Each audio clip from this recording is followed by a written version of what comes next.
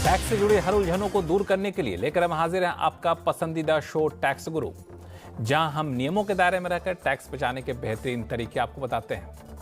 नमस्कार, मैं हूं लक्ष्मण रॉय और हमारे साथ इस बारे में जाने माने टैक्स एक्सपर्ट शरद कोहली साहब। सर, आपका स्वागत है हमारे शो में। और कोहली साहब और हम मिलकर कई सारे टैक्स टिप्स आपको बताने वाले हैं, तो कहीं जाइएगा नहीं। आइए सबसे पहले नजर डालते हैं आज के शो में क्या है खास। अगर आप विदेश जा रहे हैं तो क्या आपको इनकम टैक्स डिपार्टमेंट से क्लियरेंस लेना है ज़रूरी। आपके पास आ गया डिफेक्टिव टैक्स रिटर्न का नोटिस, तो क्या है रास्ते। और साथ में भी बताएंगे कि क्या आपके लिए ज़रूरी है एडवांस टैक्स जमा करना। इन सारे मुद्दों पर बातचीत करेंगे, लेकिन इन दिनों एक मुद्दा अभी भी काफ़ी गरमाया हुआ। बजट पेश किए तो बहुत दिन हो गए, लेकिन बजट में एक छोटा सा बदलाव कर दिया गया था जो हर उन लोगों को चुभ रहा है जो विदेश अक्सर जाते हैं या विदेश जाने की प्लानिंग करते हैं, या फिर जिनके नाते रिश्तेदार बच्चे विदेश जाते हैं। दरअसल इनकम टैक्स डिपार्टमेंट से जुड़ा हुआ एक नियम में बदलाव किया गया इस बजट में, और ये कहा गया कि अगर आप विदेश जाते हैं तो कुछ हालात में आपके लिए इनकम टैक्स डिपार्टमेंट से क्लियरेंस सर्टिफिकेट लेना होगा, जिसको ITCC कहते हैं। अब लोगों के मन में कई सारी दुविधा उठ गई कि जब हर कोई विदेश जाएगा तो क्या सर्टिफिकेट लेगा क्या, या फिर सवाल ये उठता है कि हमें सर्टिफिकेट की ज़रूरत है या नहीं है। इन सारे मुद्दों को लेकर के जब मामला इनकम टैक्स डिपार्टमेंट तक पहुंचा तो इनकम टैक्स डिपार्टमेंट ने एक सफाई जारी की है। वो सफाई बड़ी दिलचस्प है, ये समझते हैं कोहली साहब से। कोहली साहब, ये सफाई जो इनकम टैक्स डिपार्टमेंट की है वो लोगों के अंदर जो भी आशंकाएँ थी उसको दूर कर देती हैं। जी हाँ लक्ष्मण, अंग्रेजी में एक कहावत है, little knowledge is a dangerous thing. तो आप जब हम इंटरप्रिटेशन करते हैं बजट की तो उसमें प्रावधान कुछ ऐसे लिखे होते हैं, कई बार उसका मतलब कुछ और निकलता है। जो अब स्पष्टीकरण जो निकल के आया है वो ये आया कि, और अब लक्ष्मण इसमें ध्यान देने वाली बात यह है कि ITCC आज से नहीं 2003 से है। ये कोई पहली बात तो कोई नई चीज़ नहीं थी, पर स्पष्टीकरण निकल के ये आया कि केवल उन व्यक्तियों पर या तो जिनकी 10 लाख रुपए से ऊपर की कोई डिमांड खड़ी है, पहली बात। दूसरा, आपको याद होगा ब्लैक मनी एक्ट आया था पीछे, जिसमें आपको विदेशी संपत्ति वगैरह से संबंधित जो 2-3 लॉज एक साथ आए थे, उसको भी इसमें इंक्लूड कर दिया गया। यानी कि अगर मैं इसको आसान भाषा में कहूं तो ब्लैक मनी एक्ट के अंतर्गत कोई वायलेशन आपके ऊपर लगी हुई है, या आपका 10 लाख से ऊपर बकाया आयकर को है, वो ड्यू हो चुका है, और आप ऐसे में विदेश यहां से निकलना चाहते हैं, तो फिर वो डिपार्टमेंट चाहता है कि आप एक ITCC income tax clearance certificate लाएं। इसके अलावा किसी को भी ITCC की जरूरत नहीं है, ये स्पष्टीकरण आया है। कुछ मीडिया रिपोर्ट्स ऐसी आ गई थी कि हर किसी को जो विदेश जाएगा जरूरत है, तो स्पष्टीकरण बड़ा साफ है कि आपको बिल्कुल 10 लाख का ध्यान रखिए। ब्लैक मनी की वायलेशन है तो इन 2 केसेस के अलावा बिल्कुल नहीं। बिल्कुल, तो ये आपको, अगर आप विदेश जा रहे हैं तो ज़रूरी नहीं कि आपको भी ज़रूरत है इनकम टैक्स डिपार्टमेंट से ये क्लियरेंस सर्टिफिकेट लेना। और कुछ एक मामलों में ये ज़रूरी किया गया है। ये मामले कोहली साहब ने बताया कि अगर आपके ऊपर 10 लाख रुपए से ज़्यादा की टैक्स की देनदारी बनती है तब, या फिर आप ब्लैक मनी एक्ट के तहत आप पर कोई जांच चल रही है। तो इसमें एक सवाल मेरे मन में उठता है कि मान लिया जाए किसी के ऊपर 10 लाख रुपए की टैक्स की देनदारी है, उसने कहीं पे अपील करके उस पर स्टे दे दिया है। एक हालात, एक अपील किया हुआ है, अपील पेंडिंग है, एक है कि स्टे लग गया हो, तो ऐसी सूरत में क्या होगा? तो अगर स्टे मिल गया है फिर तो क्योंकि स्टे नॉर्मली या तो CIT अपील से होता है या ट्राइब्यूनल से होता है, हाई कोर्ट, सुप्रीम कोर्ट, तो स्टे मिल गया है फिर कोई दिक्कत की बात नहीं है। मतलब आपके ऊपर डिमांड खड़ी हुई है और आप ऐसे में, अगर मैं इसको देसी भाषा में कहूँ, सरक जाना चाहते हैं, तो फिर डिपार्टमेंट उस पर थोड़ा एतराज करता है कि भाई कल को किससे हम वसूलेंगे। स्टे लग गया है तो फिर तो कानूनी तौर पर आपको उतने समय मिल चुका है जमा कराने। लेकिन अगर सिर्फ आपने अपील किया है तब नहीं है, सिर्फ अपील पे नहीं होगा, सिर्फ उस पे बकायदा ऑर्डर कोर्ट का होना चाहिए कि ये स्टे हो चुका है, तब आप जा सकते हैं। अगर खाली आपने अपील कर दिया है तो फिर नहीं चलेगा। 10 लाख से ऊपर है तो फिर आप ITCC बेहतर है लेकर जाए। अच्छा, एक चीज बताइए कि मान लिया दोनों कंडीशन को हम फुलफिल कर रहे हैं जी, ब्लैक मनी एक्ट में है या फिर 10 लाख से ज्यादा की टैक्स की देनदारी है, तो इनकम टैक्स डिपार्टमेंट क्या देखेगा कि देख करके हमें सर्टिफिकेट दे देगा? कि ऐसा हो कि नहीं देगा? ऐसा तो नहीं कि हालात में बिल्कुल मना कर देगा? ऐसा नहीं है कि मना हो जाता है, दे दिया जाता है। कई दफ़े उससे गारंटी ले ली जाती है, कई दफ़े बॉन्ड भरवा लिया जाता है। ऐसा भी देखा गया कि बैंक गारंटी दे दी जाती है, या आपको कुछ, अगर मैं आसान भाषा में, कुछ ना कुछ आप उसके बदले में रख जाइए कि भाई कल को आप जा रहे हैं, अगर आप नहीं आए तो वसूली हम कहाँ से करेंगे, मोटे तौर पर। और ये भी लक्ष्मण प्रावधान है कि जब भी कोई अफसर आपसे ITCC मांग रहा है तो उसको चीफ कमिश्नर की परमिशन पहले लेनी पड़ेगी। अगर मांग रहा है आपसे और आपको लग रहा है कि जायज़ नहीं है, तो आप चीफ कमिश्नर को अप्रोच कर सकते हैं। सीधा आपसे अफसर नहीं मारता, बड़े सख्त बनाए गए हैं कि ऐसे आप किसी को परेशान मत करिए, चीफ कमिश्नर की परमिशन जरूरी है। तो बिल्कुल ये कह सकते हैं कि बहुत ही रेयर केस में इस तरह की सर्टिफिकेट की जरूरत पड़ेगी, तो इसलिए आप विदेश जा रहे हैं तो बिल्कुल चिंता ना करें इन सब चीज़ों की। अगर कहीं कोई दुविधा हो तो हम लोग हैं, tax@moneycontrol.com पर लिखिए। और चलते हैं, अब शुरू करते हैं सवाल जवाब का सिलसिला। सबसे पहले चलते हैं गुड़गांव, जहाँ से हमारे साथ JL गोयल साहब फोन लाइन पर जुड़ चुके हैं। गोयल साहब नमस्कार, बताएं क्या उलझन है आपके पास? नमस्कार Kohli sir, good afternoon. Good afternoon Goyal sir, हमारा एडवांस टैक्स पेमेंट की क्वेरी है जी। एंड हम एक सीनियर सिटीजन है, 74 इयर्स एज है और हमारी कोई भी बिजनेस और प्रोफेशनल इनकम नहीं है। एक हमारी LIC एन्युटी आती है एनुअली 91,000 जो अंडर सेक्शन 192 होती है, जो एज ए सैलरी होती है, और इसके अलावा हमारा फिक्स डिपॉजिट्स का इंटरेस्ट है and annual gross income is around 20 lakhs। तो हमारी क्वेरी है, एम आई एलिजिबल टू पे एडवांस टैक्स और नॉट? गोयल साहब, आपको मैं खुशखबरी दे देता हूं कि इनके ऊपर कोई भी एडवांस टैक्स लक्ष्मण नहीं लगेगा। सीनियर सिटीजन्स को ये स्पेशल प्रिविलेज है गोयल साहब कि उनको एडवांस टैक्स देने की जरूरत नहीं है। सिर्फ एक शर्त होती है एडवांस टैक्स देने की सीनियर सिटीजन को, वो शर्त होती है कि अगर आपकी income from profit and gains from business and profession होती है। क्योंकि आपने जो इनकम के स्रोत बताए उसमें मुझे कहीं profit and gains from business profession नहीं नजर आया। तो गोयल साहब, खुशखबरी आपके लिए, सरदर्दी नहीं है। आप एक ही बार जब साल के एंड में रिटर्न फाइल करेंगे उसी टाइम आप सेल्फ असेसमेंट टैक्स पे करके अपना TDS के अलावा अगर कुछ बनता है जमा करा दीजिएगा। कोई एडवांस टैक्स देने की जरूरत नहीं है। जी गोयल साहब, सबसे अच्छी बात तो है कि आपने पूरे सेक्शन का अध्ययन किया और उसके साथ आपने सवाल पूछे पूरे रिसर्च के साथ। अब तो कोई उलझन नहीं है? नहीं sir, thank you so much Kohli ji. चलिए, बहुत बहुत धन्यवाद CNBC आवाज़ से जुड़ने के लिए। और लेकिन ये छूट सिर्फ सीनियर सिटीजन को है? अच्छा, बाकी लोगों को तो देना पड़ेगा? जी हाँ, बिल्कुल, एडवांस बाकी लोगों को देना पड़ता है और उसमें कोई छूट नहीं, इसलिए इसको बाकी लोग सुन रहे हैं तो ध्यान दीजिएगा। सीनियर सिटीजन है तभी इसका फायदा आपको मिलेगा। अब चलते हैं अहमदाबाद, जहाँ से राकेश मेहता साहब हमारे साथ फोन लाइन पर जुड़ चुके हैं। मेहता साहब नमस्कार, आवाज़ आ रही है मेरी? हाँ, आ रही है। हाँ, थोड़ा सा ऊँचे बोले, आवाज़ आपकी कम आ रही है मुझे। जी, मेरा सवाल है कि जैसे कैपिटल गेन अकाउंट से अपन जमा करते रुपए, तो 3 साल में कंस्ट्रक्शन कंप्लीट करना जरूरी है? क्योंकि आजकल TNC डाइवर्जन सब में टाइम लगता है नक्शा पास कराने में, तो 3 साल में कंस्ट्रक्शन करना कंप्लीट करना जरूरी है नहीं है?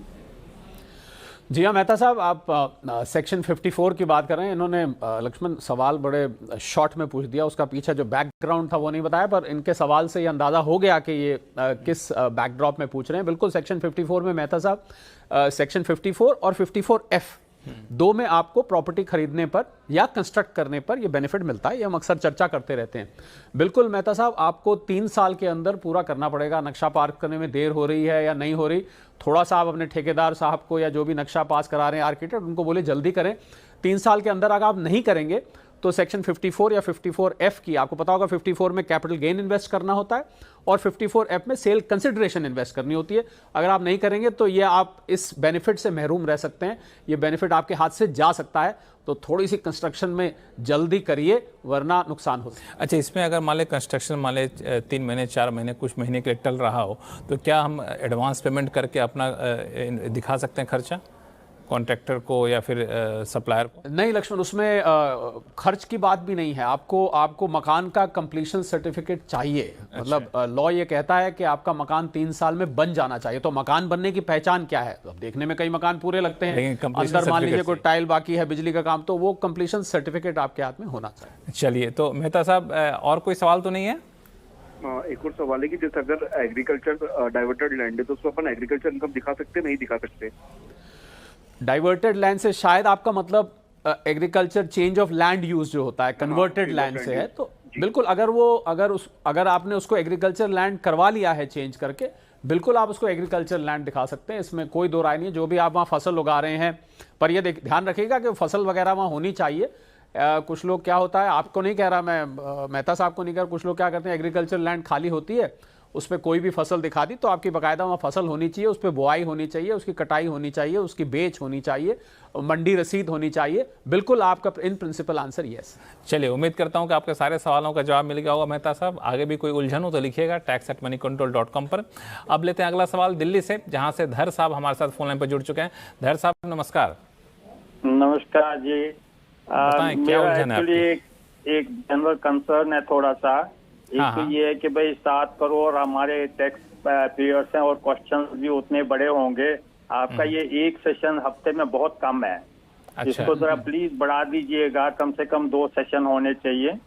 तो जी बिल्कुल, cover आपकी बातों को हम लोग गंभीरता से लेंगे और इसको हम लोग एक कॉम्प्लीमेंट के तौर पर भी ले सकते हैं। क्यों बिल्कुल, कोहली बहुत साहब? अच्छी बात है कि इतना आप हमारे शो को पसंद करते हैं कि आप चाहते हैं कि 2 होने चाहिए। बिल्कुल, आगे बताएं आप। एक्चुअली मैं खुद इनकम टैक्स रिटर्न भरता हूँ अच्छा। और अभी 77 ईयर्स का हूँ। तो मुझे आपके इस प्रोग्राम से बहुत मदद मिलती है, क्योंकि हमारे सीए वगैरह गुमराह करते हैं अपने पैसे के लिए। तो मेरा 2 क्वेश्चन हैं। पहले एक क्वेश्चन मैं ले लेता हूँ। एक जी। हमारा हाइब्रिड म्यूचुअल फंड्स हैं, जिसमें कि हमारा इक्विटी कंपोनेंट ये 3 होते हैं। इसमें एक का तो 65% से ज्यादा इक्विटी होता है, तो जिसको हम शेड्यूल 111, 112 में इसका इनकम टैक्स का हिसाब किताब करते हैं। तो 2 और हैं जो कि एक में 0 से 35% तक इक्विटी कंपोनेंट होता है और दूसरे में है 35 से 65। तो ये डेप्थ ही थोड़ा सा माना जाता है, इक्विटी इसमें है। इसकी टैक्स ट्रीटमेंट क्या है और इसका किस शेड्यूल में है? हमने इसका गेन जो है इसमें रिपोर्ट करना है। ITR 2 होता है हमारा। हालांकि इसमें कोहली साहब, मैं 1 मिनट धर साहब को साफ कर दूं कि आपने कहा कि सीए साहब आपको गुमराह करते हैं, तो हर सीए वैसे नहीं होते हैं। बहुत सीए आपको टैक्स पेयर्स का ख्याल भी रखते हैं।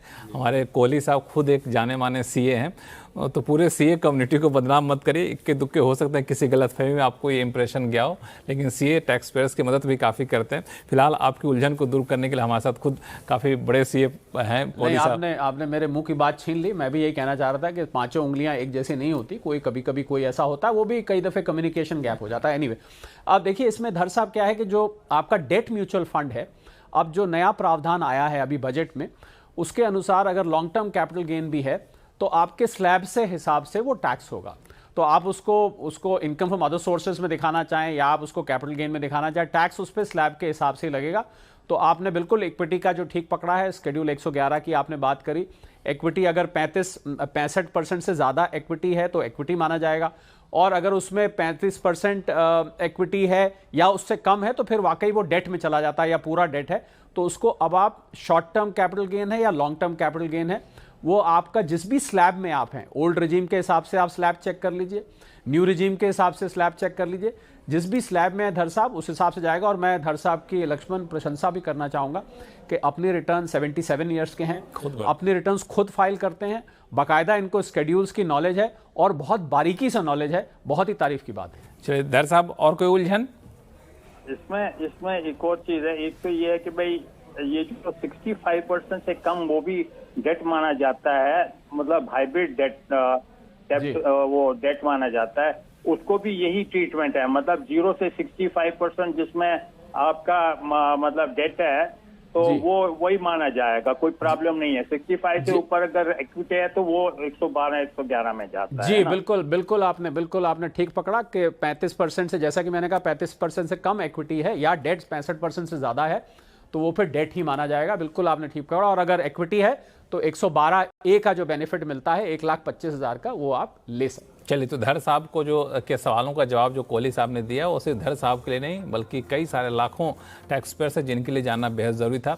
बहुत बहुत धन्यवाद धर साहब हमसे जुड़ने के लिए, क्योंकि आपने न सिर्फ अपनी समस्याएं सुलझाएं बल्कि वैसे बाकी टैक्स पेयर्स की भी समस्या सुलझाने में काफ़ी क्लैरिटी दिखला दिया इन्होंने।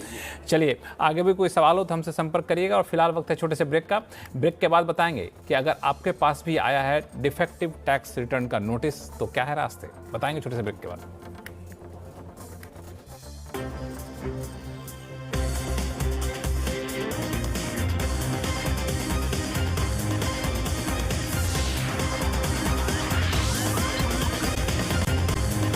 ब्रेक के बाद एक बार फिर से आपका स्वागत है। आप देख रहे हैं टैक्स ग्रुप और आपके सवालों का जवाब देने के लिए हमारे साथ हैं जाने माने टैक्स एक्सपर्ट शरद कोहली साहब।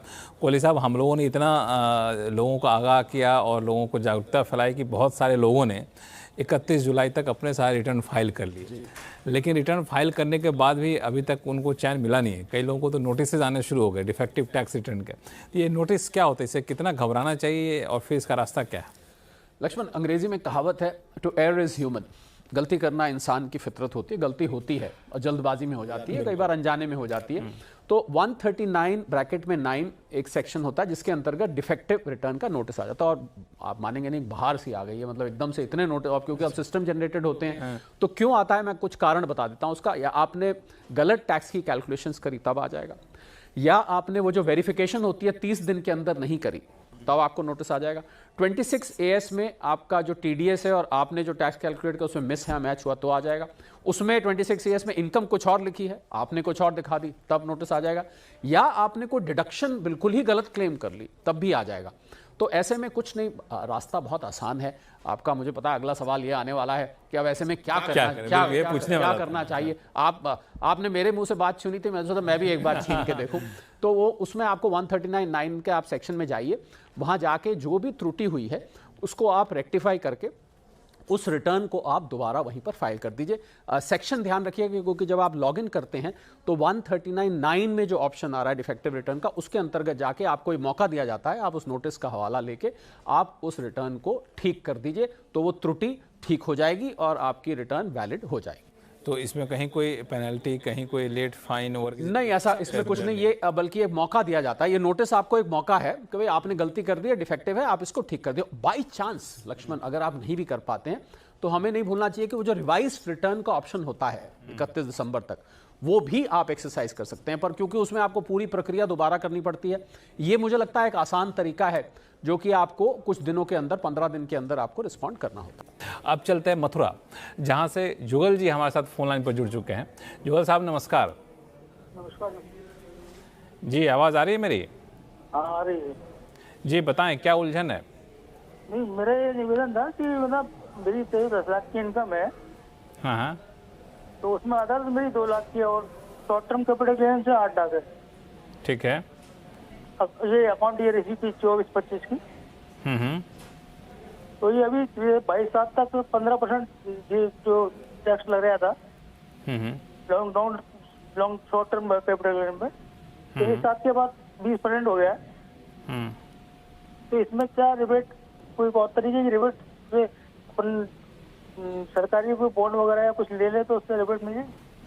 अच्छा, ये है दरअसल बजट में जो short term capital gains tax बढ़ाया गया है उसके ये भुक्तभोगी हैं। हाँ, देखिए ये यहाँ पर शॉर्ट टर्म और लक्ष्मण इन्होंने इसमें काम की बात ये करी कि हमने इतने शोज़ किए, इतना जिक्र, हमने ज़्यादातर लॉन्ग टर्म कैपिटल गेंस की बात करी, हमने याद होगा, और बहुत सारे शोज़ किए, बहुत सारी चर्चाएं हुई, पर ये जो शॉर्ट टर्म कैपिटल गेन की जिनको मार पड़ी है उसके बारे में कोई हमने इतनी चिंतन नहीं किया। पर जुगल जी ने आज हमको उसकी भी याद दिला दिया। बिल्कुल जुगल जी, बदकिस्मती से ये आपको फालतू टैक्स देना पड़ेगा। इसमें ना तो 112A की यानी कि जो इक्विटी पे मिलता है ना तो उसका बेनिफिट है, ना ही अगर आप प्रॉपर्टी पे भी मैं जाऊं तो प्रॉपर्टी में भी जो 54F का बेनिफिट है वो भी शॉर्ट टर्म कैपिटल। तो शॉर्ट टर्म कैपिटल गेन तो जुगल जी फालतू जाएगा ही, इसमें कोई बॉन्ड में इन्वेस्ट करके या किसी और रास्ते से अनफॉर्चुनेटली ये नहीं बच सकता। वाकई में ये टैक्स का बर्डन बढ़ गया है। अब चलते हैं वडोदरा, जहां से कृष्णकांत पारिक साहब हमारे साथ ईमेल भेजा इन्होंने दरअसल, और ईमेल में इन्होंने लिखा है कि इनकी पत्नी ने वडोदरा में 1,27 लाख रुपए में घर खरीदा है और पत्नी को इन्होंने 75 लाख रुपए दिए थे यानी घर खरीदने के लिए। अब ये जानना चाहते हैं क्या मुझे अपनी पत्नी को दिए गए लोन के लिए IT नोटिस मिल सकता है क्या? दिलचस्प सवाल है। देखिए, अगर रीपे नहीं किया तो पत्नी नोटिस दे सकती हैं। अब IT पत्नी की नोटिस की चिंता करें, इनकम टैक्स चिंता। जहां तक बात इनकम टैक्स नोट, देखिए अगर आपने बैंकिंग चैनल से दिया है, प्रॉपर तरीके से दिया है, और हम तो लक्ष्मण आपको याद होगा ये भी सलाह देते हैं कि लोन एग्रीमेंट भी आपको पर्सनल लोन्स का बनाना चाहिए, तो बिल्कुल कोई पारिक साहब को कोई नोटिस इनकम टैक्स से नहीं आने वाला है। और अगर मान लीजिए कोई पूछता भी है तो आपने अपनी पत्नी को दिया है तो आप जो बैंकिंग ट्रांजैक्शन से आपने दिया है उसकी डिटेल आप अपने पास संभाल के रखिए, जिस मोड से आपने ट्रांसफर किया है, कोई ऐसा नोटिस नहीं आने वाला है। अगर ये गिफ्ट है, मतलब नोटिस क्या होता है जब आप आपस में लेन देन करते हैं और अगर वो गिफ्ट बन जाता है तो 56(2) में आपको कोई गिफ्ट टैक्स भी नहीं लगता है। पर इससे होने वाली अगर इनकम है और वो गिफ्ट है तो फिर इनकम क्लबिंग का प्रोविजन पति पत्नी के बीच में जरूर आ जाता है। तो मैं तो फिर ये कहूंगा पारिक साहब को कि पत्नी के नोटिस का हम नहीं कह सकते, आयकर से कोई नोटिस आने का चांस मुझे नहीं। लेकिन अगर इन्होंने पत्नी को पैसे दिए, पत्नी ने घर खरीदा, उस घर को रेंट पे चढ़ा दिया, उससे आमदनी हो रही है, उससे आमदनी हो रही है और ये उस लोन पर ब्याज नहीं आ रहा है, ब्याज नहीं आ रहा, तो फिर वो गिफ्ट की झलक देने लगेगा, तो उसमें फिर क्लबिंग प्रोविजन आ जाता है। तो बिल्कुल ये बता देंगे आपने तो उनकी पोल खोल दी बिल्कुल पूरी तरह से, पर बहुत अच्छी बात आपने स्पष्टीकरण दिया है। जी हाँ, अगर इसको गिफ्ट का रूप देते हैं तो फिर नोटिस आ सकता है। तो ये ख्याल रखिएगा और बाकी आगे देखा जाएगा। टैक्स गुरु है आपके लिए, चिंता बिल्कुल ना करें। फिलहाल वक्त है छोटे से ब्रेक का। ब्रेक के बाद टैक्स के टिप्स और भी बताएंगे आपको, कहीं जाइएगा नहीं।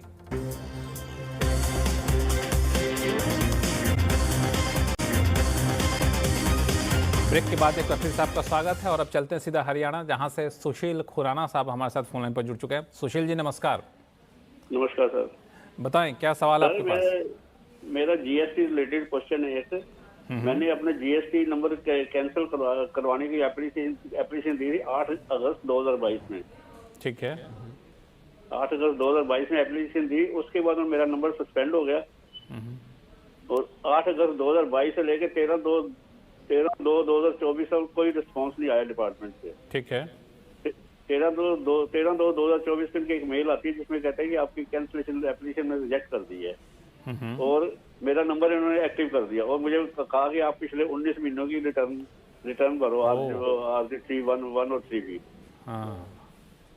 तो मैं डिपार्टमेंट में ऑफिस में गया, वहाँ उन्होंने कोई प्रॉपर रिस्पॉन्स मुझे दिया नहीं और ऐसे करके महीना 1.5 महीना बीत गया ऐसे। फिर उनका मुझे शो का नोटिस भी आया 12/2/2024 को। उसको उन्होंने 1 महीना मुझे टाइम दिया था रिप्लाई करने का।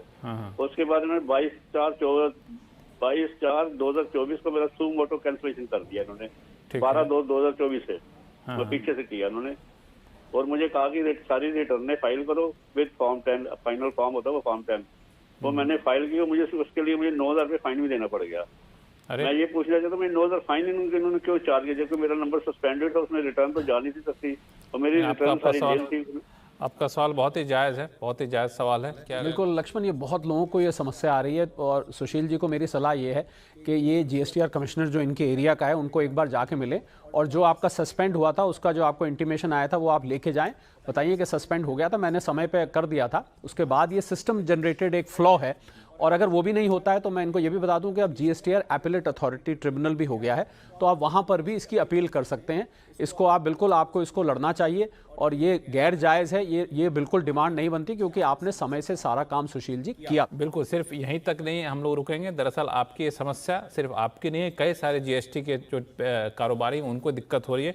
तो मैं चाहूँगा कि जो सीबीआईसी जो कि जीएसटी डिपार्टमेंट है वो इस पूरे मामले को गंभीरता से देखे, क्योंकि जब आप अप्लाई कर दिए, सस्पेंड हो गया, फिर आप पुरानी तारीख से क्यों किसी को पेनल्टी इस पर लगा रहे हैं। खुराना साहब, फिलहाल तो जो रास्ता बताया कोहली साहब ने ये आप करिए, लेकिन आपके बहाने कई सारे दर्शकों, कई सारे जीएसटी कारोबारियों की समस्याएं सामने आई हैं और मैं चाहूँगा कि इनकम टैक्स माफ़ी चाहूँगा जीएसटी डिपार्टमेंट जो है इस पर कुछ पहल करे और ऐसी दिक्कत ना हो, ये सुनिश्चित करे, ये आवाज़ वहाँ तक भी पहुँचे। चलिए, बहुत बहुत धन्यवाद खुराना साहब हमसे जुड़ने के लिए। कोहली साहब, आपका भी बहुत बहुत शुक्रिया सभी सवालों का बहुत ही आसान भाषा में जवाब देने के लिए। आपके पास कोई भी सवाल हो तो आप हमें लिख भेजिएगा tax@moneycontrol.com पर और सवाल के साथ अपना नाम और मोबाइल नंबर लिखना ना भूलें। नमस्कार, देखते रहिए सी न्यूज़ की आवाज़।